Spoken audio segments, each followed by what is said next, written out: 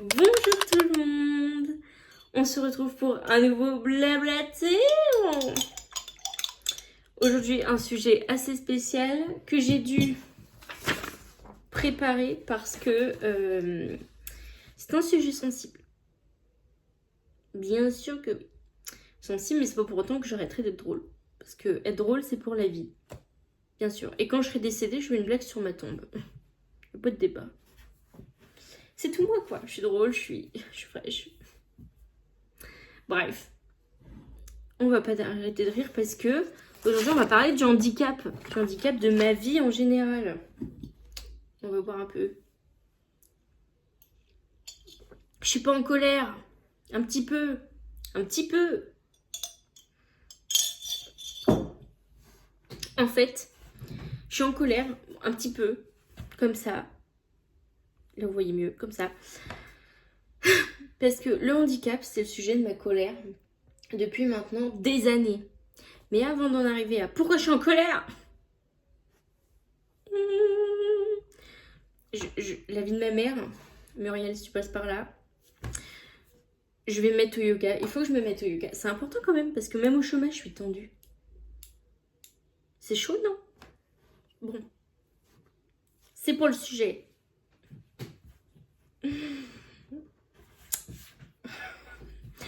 Le sujet, c'est mon handicap.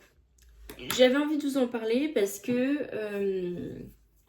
sur des vidéos TikTok, j'ai eu des commentaires par rapport à mon handicap qui sont vraiment...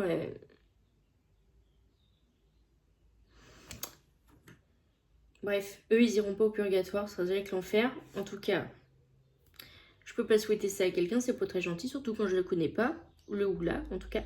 Mais j'aurai ça en tête et enfin, psychologiquement, je me dis que ça doit devenir mon combat. Alors pourquoi? Peut-être parce que je suis handicapée et que je pense que je suis pas la seule à le vivre. Et quand on regarde, par exemple, Morgan Makeup, on sait de qui on parle. Un sacré spécimen. Qui est aussi handicapée. Et en fait, elle en a fait sa force en mode, bah, critiquez-moi, je vais devenir riche. Et, enfin, en gros. Et du coup, je me suis dit que j'étais sûrement pas la seule à vivre ce combat au quotidien. On va commencer par le commencement. Mes 14 ans. Enfin, avant mes 14 ans, il faut sachez que je suis née en ayant mal quelque part. C'est-à-dire que... j'espère que vous entendrez pas trop la route. J'ai ouvert la fenêtre parce qu'il y a les oiseaux qui chantent. C'est hyper agréable. Et on entend un peu la route. Un tout petit peu.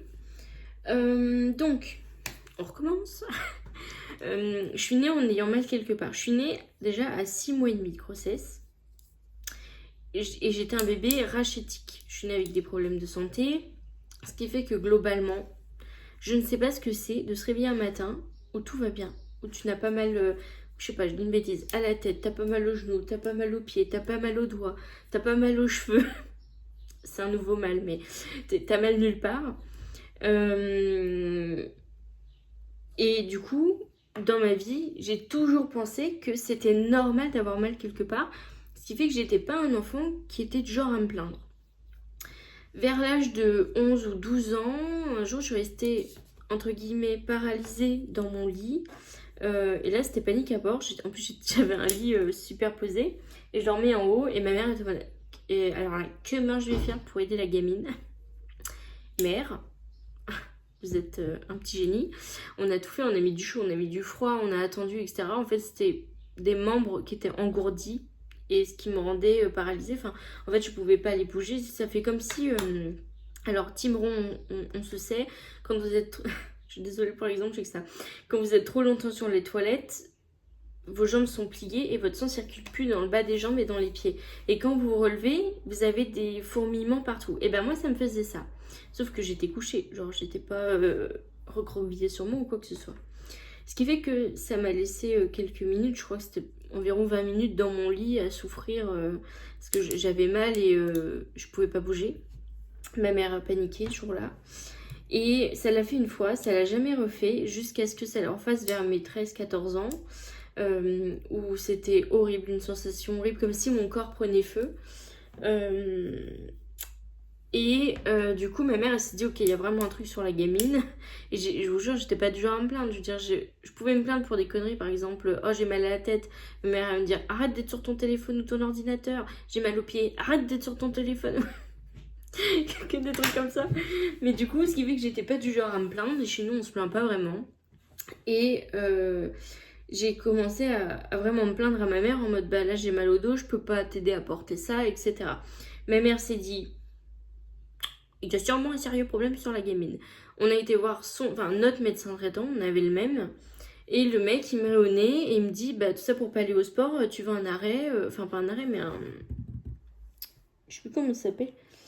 Un mot en mode, bah tu peux pas aller au sport, quoi, mais tout ça parce que t'es grosse, donc tu vas aller au sport et tu vas pas nous faire chier. Il a pas dit comme ça, mais c'est exactement ce que ça voulait dire en soi. Et du coup, bah, j'allais au sport quand même, etc. Je me plaignais pas, machin, et je continuais d'avoir mal et tout. J'en parlais à ma mère, on est retourné le voir, rebelote. Il me prescrivait du Doliprane. Mais si j'ai rien, monsieur, d'après vous, pourquoi vous me prescrivez du Doliprane? Enfin bref. Jusqu'à ce que je fasse une prise de sang par un autre médecin et qui voit que dans la prise de sang, j'ai de l'inflammation. Mauvais signe. Et en fait, ce médecin m'a dit, c'est bizarre, vous avez les pieds plats, machin. Les pieds plats. C'est-à-dire, j'ai pas. Vous avez le pied un peu comme ça, là. Enfin, genre, vous avez une voûte plantaire. Moi, je l'ai pas. C'est plat. C'est le néant, c'est plat. Et du coup, j'ai été voir un podologue, une podologue même, et qui m'a dit, ok, donc t'as vraiment les pieds plats, à tel point que, en fait, sur vos doigts de pied, ces deux doigts de pied-là, ils vous servent d'équilibre, de force, etc. Moi, ils me servent à rien. C'est-à-dire que si j'en avais pas, c'était pareil. Ils servaient effectivement à me cogner dans les coins de, dans les coins de lit, les coins de bureau, les coins de table basse. Mais en réalité, c'est-à-dire que quand j'ai dû faire une empreinte de mes pieds pour faire les semelles orthopédiques, on s'est rendu compte qu'en fait, ces deux doigts de pied-là, je pouvais les bouger, mais en fait, ils ne s'appuyaient pas. C'est-à-dire que j'avais que ces trois doigts de pied-là qui étaient sur le truc. Et effectivement, quand on regarde mes chaussures aujourd'hui, il y a une trace minime, par exemple sur les Birkenstock, il y a une trace minime de la trace de ces deux doigts de pied-là. C'est-à-dire qu'ils sont là, ils m'aident un peu à équilibrer sur le côté du pied, mais globalement, ils ne me servent à rien. Si ce n'est, encore une fois, à me cogner dans les meubles comme tout le monde. Et du coup, là on s'est dit ok, c'est bizarre. Et par chance, la voisine de ma mère était professeure en podologie à la Sorbonne. Et c'était l'ancienne professeure, comme quoi le monde est petit, l'ancienne professeure de ma podologue actuelle. Et du coup, on avait été la voir, on lui dit, bah voilà, l'orthopédiste nous a dit ça, machin, ah oui, bah c'est normal et tout. Puis elle me dit, bah vas-y, montre-moi tes pieds. Le rencard le plus gênant de ma vie. C'était pas un rencard, mais c'était quand même très gênant. J'aurais été à poil, puis ça aurait été pareil. Elle me montre mes pieds, elle prend des mesures, elle fait des... Genre, elle touche, elle plante des aiguilles, des trucs, des machins, tout en mode, what the fuck, madame, qu'est-ce que vous faites? Laissez-moi tranquille. Et donc, j'avais encore une fois 14 ans, enfin, plus 15 ans à cette époque, et elle me dit, c'est hyper bizarre, écoute, est-ce que tu m'autorises à prendre des photos de tes pieds pour les montrer, ils ont rien de spécial mes pieds, mais voilà, pour les montrer à mes étudiants et qu'on en fasse un cas d'étude parce qu'effectivement c'est bizarre, moi j'ai pas vraiment de réponse à ça aujourd'hui. Pourtant elle est professeure de podologie, donc ça veut dire que c'est quand même son métier d'apprendre tout à ses élèves. S'il y avait bien quelqu'un qui connaissait ce problème, ça aurait été elle. Elle ne connaissait pas, ses étudiants non plus, donc elle m'a pris en photo mes pieds et tout. Ce qui s'est passé, donc on n'a jamais vraiment eu le fin mot d'histoire, si ce n'est que c'est le problème de tous mes mots, quasiment tous en tout cas. Premier problème, c'est que vu que j'ai le pied plat, je n'ai pas... Le sang ne circule pas, ou du moins très très mal dans mes pieds, ce qui fait que j'ai dû aller voir un angiologue qui me prescrivent des bas de contention pour que le sang remonte dans la jambe et il circule dans le pied. Car du coup, vu que j'ai en gros... Attendez, je sais pas comment vous le faire. En gros, ça c'est mon pied, ça c'est ma cheville. Pour que en gros le sang circule, il faut que ce soit légèrement relevé. Donc la voûte plantaire sert à ça, à faire recirculer le sang. Que moi en fait, c'est le sang s'arrête au talon. Il ne circule pas dans le reste du pied. Et ça vous le verrez dans la vidéo qui concerne mon poids, mais du coup mon poids n'aidait pas à fluidifier le sang. Donc à 15 ans, je devais mettre des bas de contention. Ça c'est classe. Surtout à la pleine période où on essaie de s'assurer, de s'assumer. Parce que j'ai toujours été un petit peu ronde, donc m'assumer avec des bas de contention, pas trop. Et devoir expliquer aux gens pourquoi j'ai des bas de contention, pas trop non plus. Enfin bon. Donc je les ai jamais mis. Enfin quelques fois, mais pas souvent. Et en plus vu que je fais 1m50, le bas de contention s'arrête pile dans le pli du mollet, ce qui fait que bah, ça ne respirait pas plus. Enfin bref, du coup on a fait ça. Et en fait vu que effectivement le sang circule pas, que j'ai les pieds plats, mes chevilles sont décalées, ce qui a décalé mes genoux, ce qui a décalé mes hanches, ma colonne vertébrale, etc. Un enfer. Un enfer. Étant plus jeune, j'étais un peu du genre casse-cou parce que par rapport à cette histoire de pied, ça m'a réveillé de plein de trucs, enfin ça m'a fait rendre lucide sur plein de trucs. Par rapport à mon histoire d'orteil qui ne sert à rien, je perdais beaucoup l'équilibre. Enfin, pas souvent non plus, mais ce qui fait que c'est comme quand on a un problème à l'oreille interne, on perd l'équilibre, on voit pas les choses de la même façon. Par exemple, rester les pieds comme ça, les jambes jointes, sans bouger, pour moi, c'était pas possible. Vous, pour quelqu'un qui a des pieds normaux, pas de problème, mais pour moi, c'est l'épreuve Koh-Lanta la plus dure. Et du coup, ça m'a déréglé totalement mes genoux. Donc j'ai des genoux valgum, c'est-à-dire des genoux en X. Genre mes genoux rentrent à l'intérieur. Ça m'a décalé les hanches, ce qui fait que j'ai un problème de colonne vertébrale. Et là, vous le voyez, j'ai l'impression, c'est que j'ai une épaule plus haute que l'autre. Celle-là est plus basse que celle-là. Et c'est comme ça. Et ce qui fait que j'ai une scoliose. Enfin, je les enchaîne des pieds à la tête, sans mauvais jeu de mots. Je les enchaîne et ce qui fait que ça a été très difficile. Une fois que j'ai fait des examens, des radios, des trucs comme ça, le mec, le premier médecin qu'on a été voir m'a dit bah, en fait, à ce compte-là, vous ne pourrez jamais travailler votre vie et au mieux, à 40 ans, vous êtes en fauteuil roulant. Ok, donc tu disais à 14 ans, moi j'étais en 3e, l'époque où j'ai fait tous ces trucs-là. Enfin non, j'étais en 4e et je devais du coup m'orienter pour ma 3e. Et là, dans ma tête, ça a fait comme si, vous savez, comme si j'avais connu la mort de près. Et je me suis dit, mais en fait, il faut que je vive, machin. Donc j'ai décidé de m'orienter dans le métier qui me plaisait le plus et qui aurait pu rendre ma famille fière, la coiffure. J'ai tenté de devenir coiffeuse. J'ai fait un concours, j'ai bûché, j'ai essayé de passer mon CAP. Et ce qui s'est passé, c'est que après 1 an d'apprentissage avec ma patronne, en termes de caractère, on s'entendait pas du tout. Et en plus de ça, le fait d'être petite, j'étais tout le temps obligée d'avoir les coudes au-dessus des épaules pour faire des shampoings, pour couper les cheveux, etc. Bref, ça m'a fait beaucoup peiner en termes de dos. Et du coup, là, je me dis, ok, c'est pas possible. En fait, je peux pas rentrer tous les soirs chez moi en pleurant. Donc, 1, parce que j'avais mal. 2, parce que mon ancienne patronne était quelque peu... J'ai pas envie de l'insulter parce qu'au final, sans elle, je serais pas comme ça. Mais quelque peu difficile avec moi. Parce que je suis passée après 2 excellentes personnes. En coiffure, en tout cas. Donc forcément la chute était terrible pour elle et elle était très déçue et renvoyait beaucoup cette image de bah oui mais la fille d'avant elle a fait ça et elle faisait ça au bout de tant de temps, toi ça fait tant de temps et tu le fais toujours pas. Pardon, j'ai dit que je l'insulterais pas. Enfin bref, et comme vous avez pu le voir, pour en venir, parce que là vous avez eu tout le corps et vous avez pas eu la tête, donc je suis pas tarée. Enfin, ça dit je pourrais.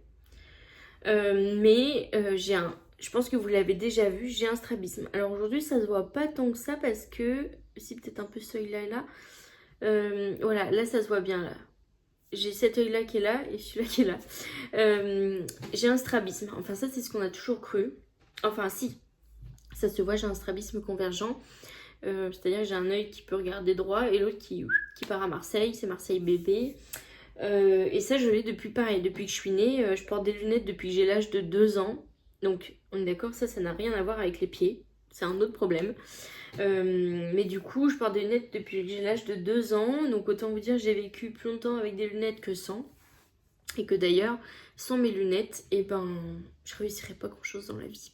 Non pas que je vois pas, puisque je vois très bien sans mes lunettes, mais que c'est un apport quotidien comme quelqu'un qui est sourd et qui a un appareil auditif. Genre, je pourrais pas m'en passer.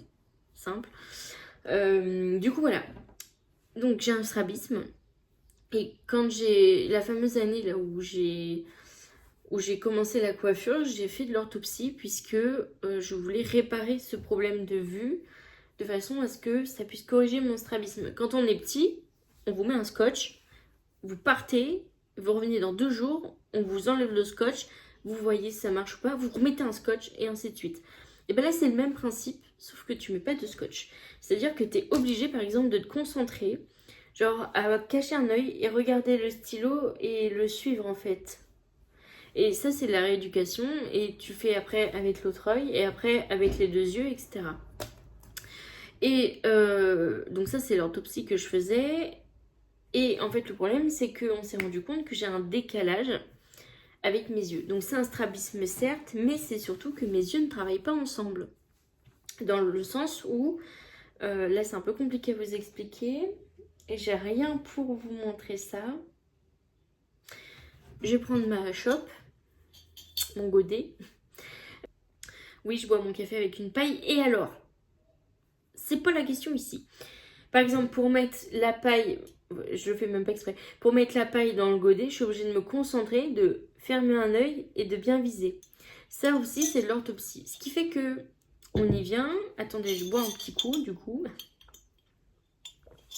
Ce qui fait que, dans ma vie de tous les jours, ça m'a apporté énormément de problèmes. Puisqu'en fait, depuis que je suis née, mes 2 yeux ne travaillent pas ensemble. Ce qui fait que je ne sais pas ce que c'est que des yeux qui travaillent ensemble. Encore une fois, c'est ce que je vous disais tout à l'heure. Vu que j'ai toujours connu ça, je ne sais pas ce que ça fait vraiment quand ça fait pas ça. Genre, ma normalité à moi, c'est pas la même que la vôtre. Et ça, on le sait pas avant d'y être confronté. Et de s'en rendre compte aussi. Donc du coup, dans la vie de tous les jours, ça me posait des problèmes, comme par exemple mettre une paille dans un pot, verser de l'eau dans un pot, écrire sur les lignes, c'est compliqué. Alors là, je vais vous montrer.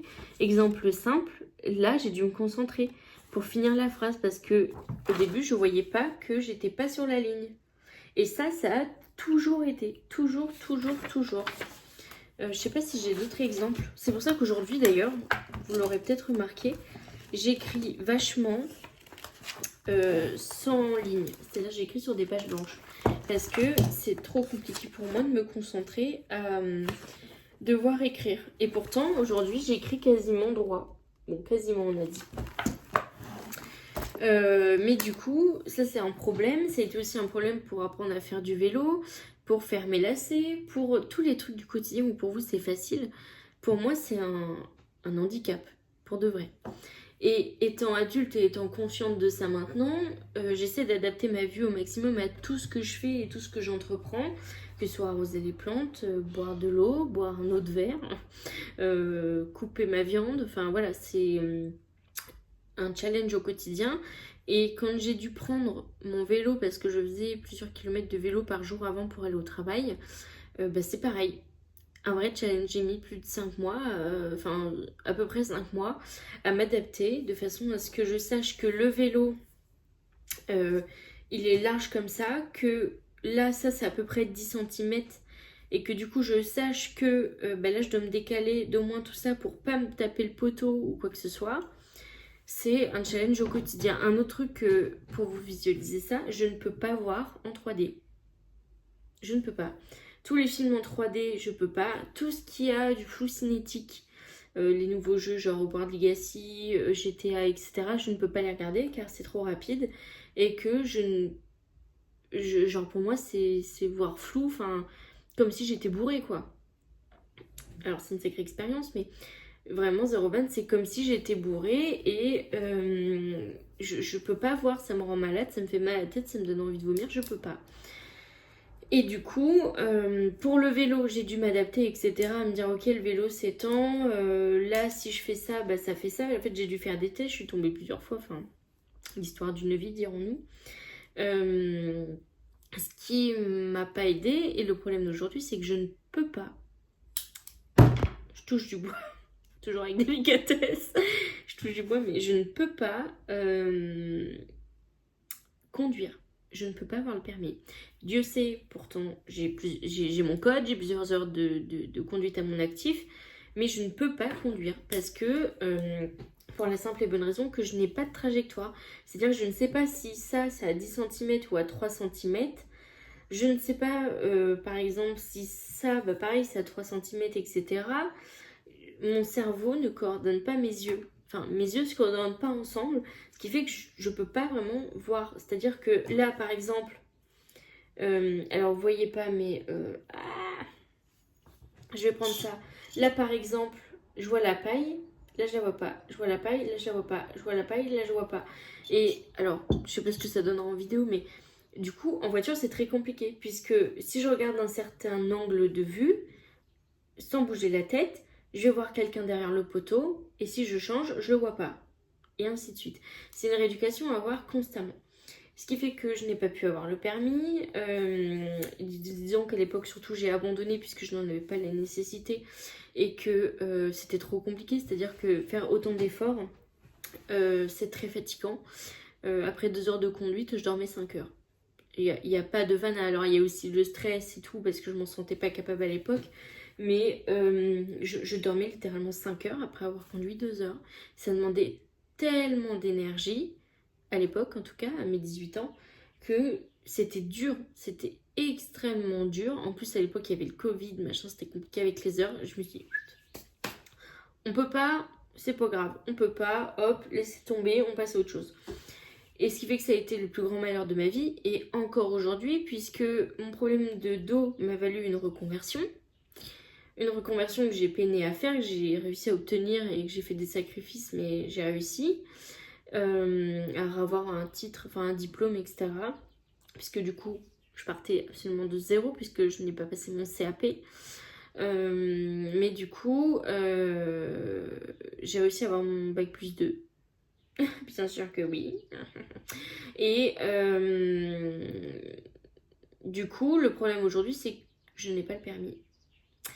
Dernièrement, par chance, je me suis dit, alors je vous remets dans le contexte, j'ai travaillé, donc je travaillais dans une ville et j'habitais dans une autre ville à peu près à 40 km, 30, je sais plus, 30 ou 40 km, et du coup tous les jours je prenais le train, enfin le bus, puis après le train, puis après le bus pour aller au travail. Et du coup, ça me faisait des journées à rallonge, c'est-à-dire que je prenais le bus à 6h15, que de chez moi, il n'y avait pas d'arrêt de bus, donc j'avais déjà minimum 15 minutes de marche. Ensuite, j'arrivais au bus, je prenais le bus. Ensuite, si le bus avait décidé, bon ça c'est la ville qui a décidé ça comme ça, mais si le bus avait d'autres gens à prendre, bah il prenait d'autres gens, ce qui fait que moi je loupais mon train. Ou le train était supprimé parce qu'il y avait grève, ou il y avait du retard parce qu'il y avait quelqu'un sur les voies, ou il y avait du retard parce qu'il y avait un problème d'aiguillage, ou il était supprimé, ou il était annulé, ou ci, ou ça, etc. Et du coup, ça m'a valu pas mal de problèmes, enfin pas de problèmes, mais de... Genre, dans ma tête, j'ai câblé. J'ai vraiment câblé en mode, mais ça me fait suer, je suis toujours dépendante de quelqu'un, de quelque chose. Là, du coup, le soir, rebelote, c'est-à-dire que je savais que je pouvais partir le matin, mais je savais pas si je pouvais rentrer. Bon, 2 fois, je suis restée en gare jusqu'à plus de 20h30, pour ensuite arriver dans ma ville où j'habite et me dire, bah ok, bah maintenant j'ai plus de bus, je fais quoi? Les jours où le train était en retard, alors qu'initialement il n'y était pas, je devais annuler le bus. C'était un bus à la demande, donc je devais annuler le bus, et au bout de 3 fois, on est radié pendant 1 mois. C'est ce qui s'est passé en février. Je peux vous dire, j'étais ravie. J'ai appelé, j'ai expliqué, j'ai fait un recours, on m'a dit bah non, c'est le règlement. J'ai pas signé le règlement, moi. Donc, du coup, bah, autant vous dire, je l'avais de travers et je devais quand même aller au travail. Mon conjoint n'était pas du tout sur place. Il était sur Paris à ce moment-là. Donc, j'ai dû me débrouiller. Ce qui m'a valu un problème dans le sens où, eh ben, j'ai pas pu renouveler mon contrat.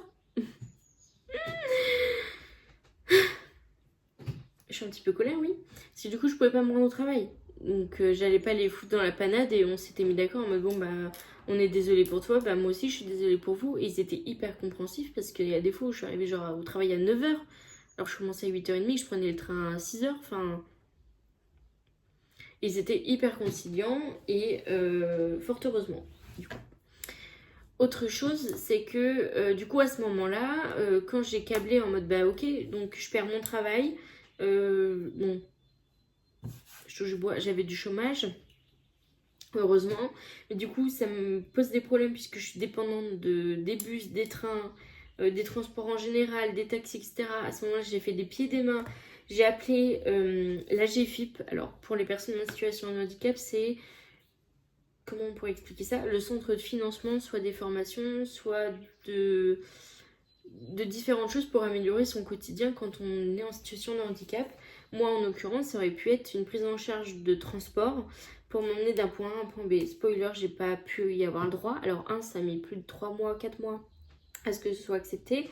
Sauf que ça n'a pas été accepté puisque je n'avais pas de CDI. Ben, je peux pas avoir de CDI puisque je n'ai pas le permis. Bref. Ils pouvaient financer jusqu'à 12 000 euros par an. Et moi, le déplacement, donc ça aurait pas pu coller, hein, de toute façon, puisque un aller valait déjà 100 euros. De mon domicile à mon travail, ça valait déjà 100 euros. Autant vous dire que ça n'aurait pas fait long feu. Voilà. Ça aurait même pas fait une demi-année, donc j'aurais dû payer moi-même, je crois que c'était 14 000 euros par an pour aller au travail. Je vais pas mettre la moitié de mon salaire annuel dans ça, enfin, fait chier. Donc du coup, ça a été refusé dans tous les cas, donc même si ça avait été accepté, ça n'aurait pas été une solution. Donc je me suis dit, ok, dernier recours et éclair de génie, je sais pas si on peut dire ça. Dernier recours, c'est que je me suis dit, bah ok, permis B, c'est pas possible parce que je dois avoir de la rééducation, donc c'est comme le vélo. Je dois faire la rééducation en conduisant, sauf que c'est hyper dangereux et que c'est hyper dangereux en fait. Moi, je me sens pas capable de rouler tout en faisant la rééducation en me disant ah, et si je fais ça, qu'est-ce que ça fait? En vélo, c'est pas très compliqué. En voiture, ça coûte assez cher quand même, mine de rien, de casser des voitures tous les 4 matins. Donc du coup, je me suis dit, ok, dernier recours, permis AM. Permis voiturette, en gros. Ancien BSR, mais quadricycle. Donc, permis AM. Et là, le dernier jour de mon contrat, là où je travaillais avant, j'ai été faire 1 heure de conduite en initiation en pleine ville. Ce qui pourrait s'appeler le cauchemar sur Terre. Et ça s'est extrêmement bien passé. Alors là, autant vous dire que j'étais Pompélope. Vraiment, j'étais la fille la plus heureuse du monde. J'en ai pleuré pendant 1 heure peut-être même plus. J'ai pleuré toutes les larmes de mon corps. J'étais tellement heureuse d'y avoir réussi. Alors, vous allez dire, bah, sous notre gueule ou quoi? Vous nous dire que vous pouvez pas avoir le permis. En fait, ce qui s'est passé, c'est qu'on s'est rendu compte qu'avec la vitesse en moins, c'est-à-dire que c'est max 50, on peut pas aller au-delà, même si tu mets pied plein de balles, tu peux pas aller au-delà de 50, peut-être à 52 en descente, mais c'est tout. Et ce qui s'est passé, c'est que je me suis rendu compte que, j'étais capable de conduire, que c'était juste une question d'adaptation, encore une fois, par rapport à la voiture et à ma vie. C'est le vent. Une fois que c'est fermé, ça se rouvre pas. Donc tout ça pour dire que je pouvais adapter ma vue à la voiture, etc., à la largeur et tout, et que sans la vitesse, c'était beaucoup plus simple pour moi de me concentrer. Et ça m'a ouvert les chakras, enfin disons ça. Sauf que du coup là, je suis dans un cercle vicieux en mode bah t'as pas le permis, donc t'as pas de travail, donc tu peux pas financer le permis, enfin le permis si je pourrais sur mes économies, mais je peux pas financer la voiture, parce qu'à savoir que c'est entre 8 et 15 000, une petite voiture comme ça.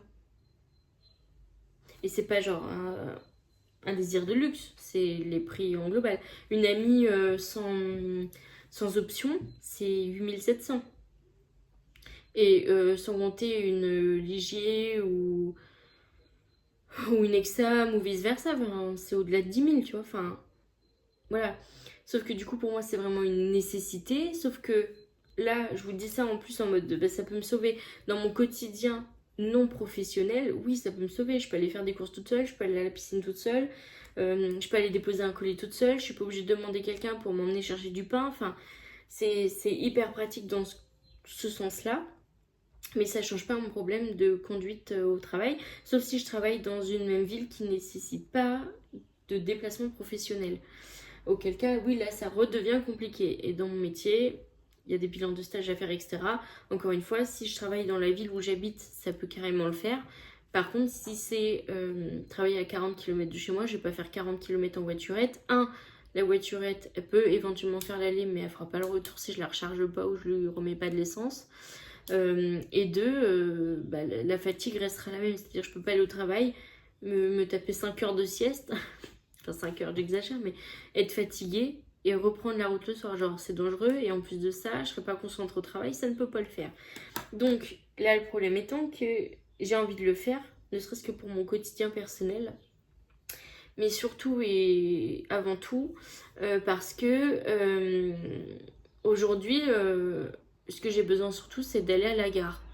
Parce que dans mon quotidien, la façon dont je travaillais la dernière fois, et ce qui serait mon quotidien régulier, c'est que je me levais à 5 heures, je regardais si le train n'était pas annulé, et si c'était le cas, si mon conjoint n'était pas là, j'étais obligée de faire des pieds et des mains, appeler tous les taxis du coin, machin, sauf qu'à 6 heures du matin, enfin même pas, à 5 heures du matin, qui voulez-vous répondre Bah non, à Paris peut-être, là où j'habite pas du tout, parce que ça reste quand même la campagne.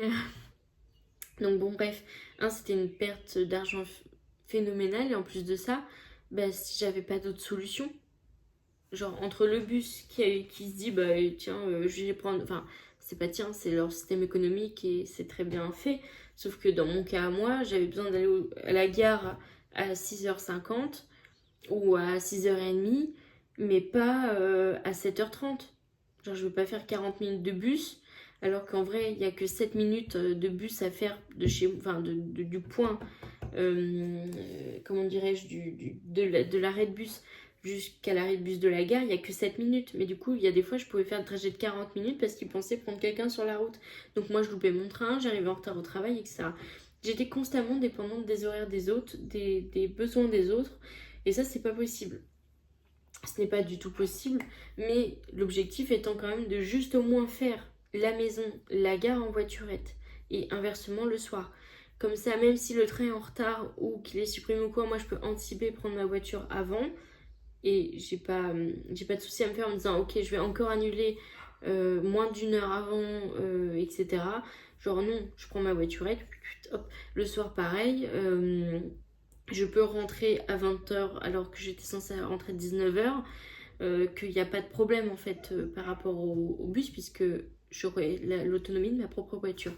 Et pas de réservation, et pas de chercher un taxi, et pas de trouver un copain qui passe par là, etc. Enfin, bref, et sachant que avoir le permis aujourd'hui, ça me servira à rien, dans le sens où je suis mobile sur une centaine de kilomètres pour aller au travail. Bon, vous l'avez vu sur mon dernier bilan, visiblement c'est peut-être trop, mais en tout cas je suis capable de le faire, de faire plus de 100 km, donc 200 km aller-retour par jour pour aller travailler, en dépend du coup de ma fatigue personnelle, de me lever tôt, de rentrer tard, etc. Pour mon travail, un travail que j'aime énormément, pour rappel, je suis conseillère en insertion, je suis capable de le faire. Vraiment, zéro ban, je suis capable de le faire. Je l'ai déjà fait, j'en suis pas morte. Mais du coup, c'est vrai que sans cette fatigabilité de train, de bus, de retard, d'annulation, de grève, de ceci, de cela, ça me rendrait quand même beaucoup plus libre. Je pourrais partir un peu plus tard de chez moi, rentrer un peu plus tôt de chez moi, ne pas prendre pluie, vent et tempête dans les dents le matin en allant au bus, vu que du coup je prendrais plus le bus, et de pas devoir anticiper tout. C'est-à-dire que je peux faire face aux imprévus plus facilement. Parce que là, anticiper les imprévus, c'est un peu compliqué quand même. C'est-à-dire que du coup, des fois, même quand le train était pas en retard, vu qu'après j'ai compris la leçon, je réservais genre le bus 1 heure plus tard pour que si le train est du retard, moi je puisse avoir un bus. Et c'est pour ça que le matin je partais aussitôt, puisque j'avais 2 trains pour aller au travail. J'avais un à 6h55 et l'autre à 7h20. Et du coup je prenais celui de 6h55 au cas où celui de 7h20 était en retard ou annulé, que le bus arrivait à temps. Du coup, si je prends le train de 6h55, je suis obligée d'être à la gare à 6h50 à peu près. Donc du coup, je prenais le bus pardon, de chez moi à la gare à 6h20. J'ai déjà 15 minutes de marche, donc je pars à 6h de chez moi. Donc je me lève à 5h, etc. Et pareil pour le soir. Même débat, même voilà. Donc du coup, c'est vrai que ça m'aiderait énormément. Et je me suis dit que c'était important de vous partager tout ça parce que c'est mon quotidien moi, mais je pense que je suis pas la seule à avoir un quotidien comme ça. J'ai connu quelqu'un, une ancienne maîtresse de stage, un ancien maître de stage au féminin, une maîtresse de stage. C'est vrai, comment on nous appelle un maître de stage? Bon, on va l'appeler un maître de stage, qui avait les mêmes soucis de yeux que moi. Ses yeux ne travaillaient pas ensemble. Et elle n'avait pas de strabisme.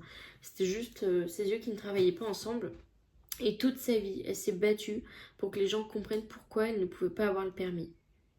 Et elle s'est résignée à le faire, à devoir se justifier.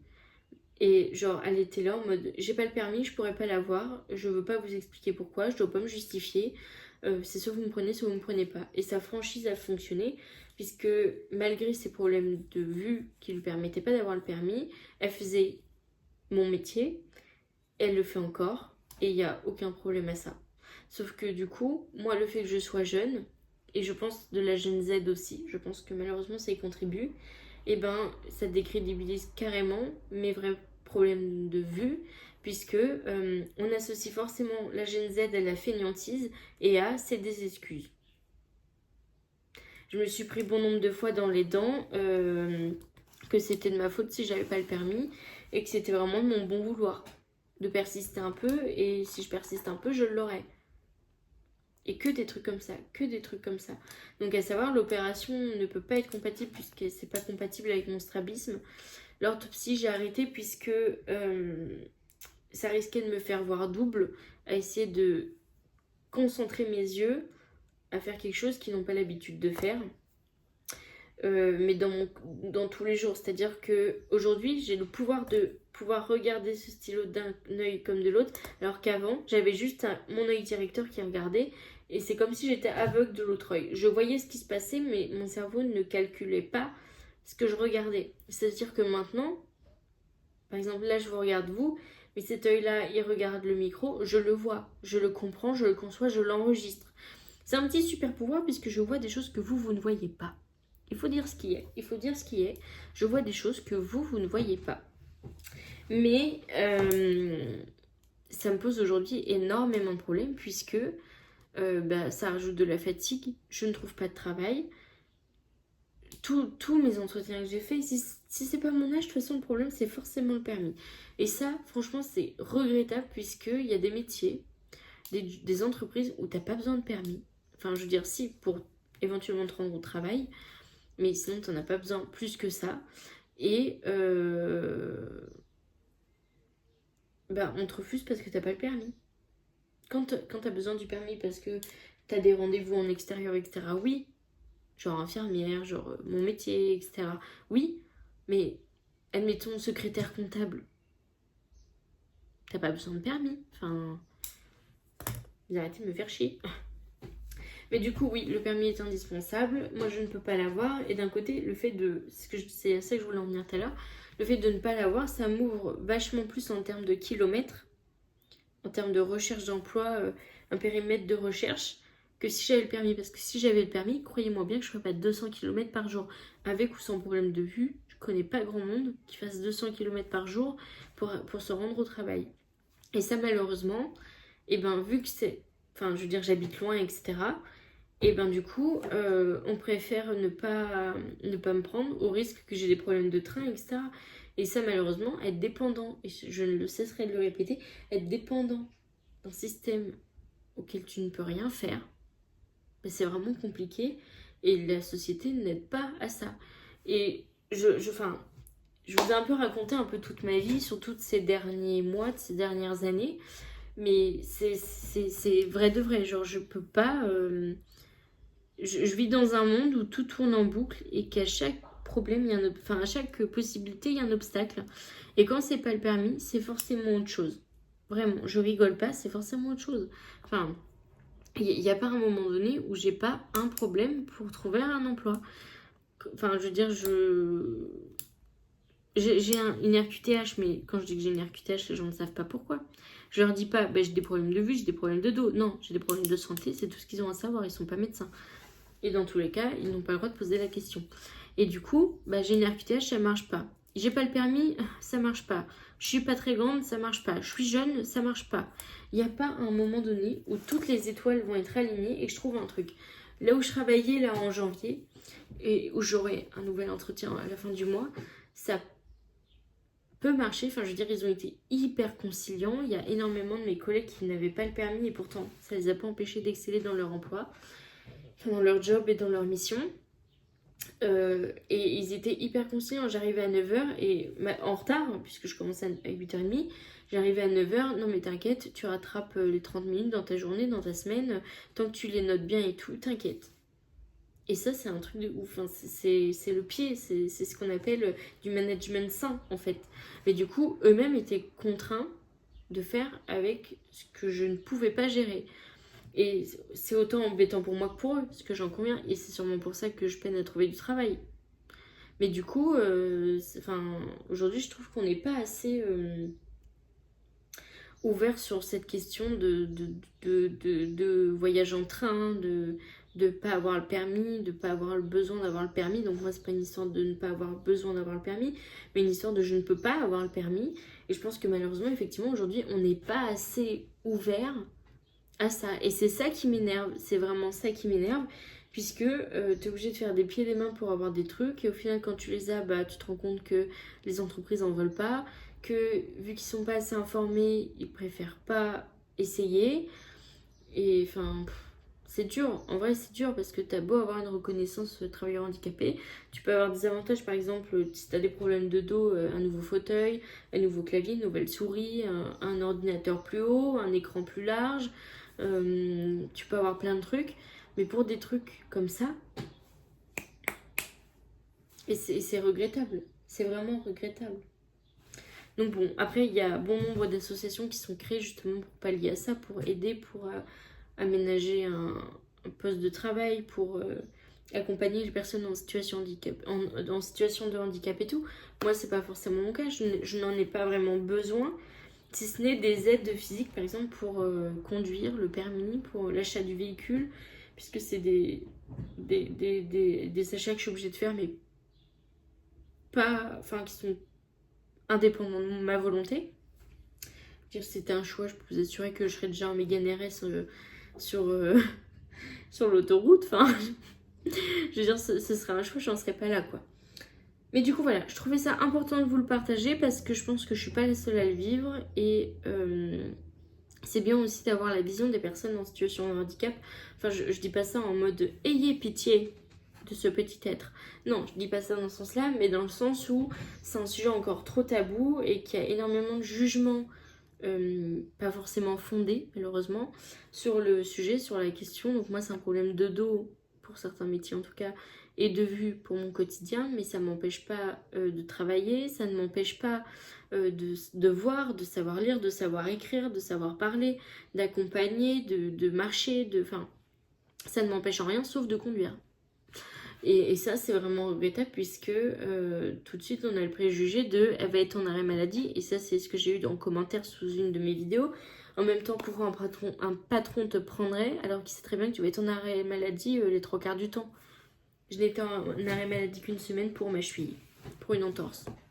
Complètement indépendant de mon handicap, enfin de mes handicaps. Et c'est que des trucs comme ça que si eux se font la réflexion, sûrement d'autres personnes se la feront. Et je pense que quand on n'est pas confronté personnellement à des problèmes comme ça ou dans son entourage, on peut pas se faire la réflexion de c'est pas parce que elle est handicapée ou qu'elle a un handicap reconnu que elle ne sait pas travailler et qu'elle ne peut pas travailler. Si je ne pouvais pas travailler, j'aurais un taux d'invalidité inférieur à 80% et je serais en invalidité totale. Je ne pourrais pas travailler, ce serait écrit noir sur blanc. Or là, ce n'est pas le cas. Et fort heureusement, enfin pour moi en tout cas, fort heureusement.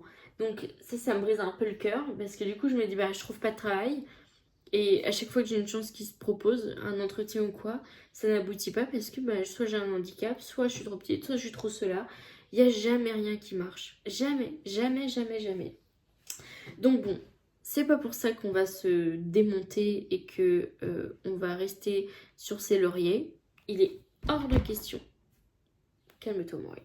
Je suis devenue rouge là. Il est hors de question de rester dans cette situation. Cette voiturette, je l'aurai. Que ce soit dans 1 an ou dans 6 ans, je l'aurai. On se voit chez Groupama. Je l'aurai un jour, je l'aurai. Non, c'est pas Groupama, c'est quoi? C'est Leclerc? Je sais plus. C'était ça la ref, mais je sais plus exactement. Enfin bon, tout ça pour dire que je suis très contente de vous en avoir parlé. Et j'espère sincèrement que ça vous aidera à réfléchir, au moins si vous, un jour, vous êtes confronté à ça sans être handicapé, mais si vous êtes en situation de recrutement ou vice-versa, de vous dire, bah c'est pas parce que la personne est handicapée qu'elle ne peut forcément pas vivre comme les autres. Donc moi, c'est un handicap interne, enfin je veux dire un petit peu physique, mais sinon ça se voit pas, c'est un handicap invisible. Mais du coup, certaines personnes, c'est des handicaps plus visibles que ça et sont tout autant jugées, si ce n'est plus. Donc bon, en tout cas, je voulais me battre au moins pour me battre, on va se fight, sur, au moins pour les personnes qui ont un handicap invisible et qui sont jugées au quotidien pour ça. Et c'est pas parce qu'on ne le voit pas que les personnes ne le sont pas. Et c'est pas parce qu'on le voit qu'elles sont incapables de tout. Enfin, vraiment, c'est un vrai débat. Je pense que ça, on pourrait en parler pendant des heures. En tout cas, moi, je le pourrais. Mais c'est infernal de devoir, encore en 2025, anticiper des réflexions et avoir des réflexions du genre de toute façon, t'es handicapé, t'es un déchet de la société. Parce que ça aussi, je l'ai eu. Voilà. C'était juste pour partager ça et espérer vous faire comprendre certaines choses si c'était pas déjà compris. Mais en tout cas, de mon côté à moi, je voulais vous faire part de ce que je ressentais depuis des années et ce qui s'est passé dans ma vie pour en arriver là. Enfin voilà, bon, bah c'était tout sur ce sujet délicat. Peut-être que j'en ferai d'autres, des vidéos sur le handicap en général. Mais en tout cas, je voulais déjà commencer par mon propre handicap. Mais en tout cas, c'était important d'en parler. Pour moi, c'était important. Et j'espère vous avoir aidé à comprendre certaines choses. Voilà, pour la 8e fois dans cette vidéo. En tout cas, la bise à Denise. On se dit à très bientôt pour un nouveau blablaté et plus encore. Prenez soin de vous.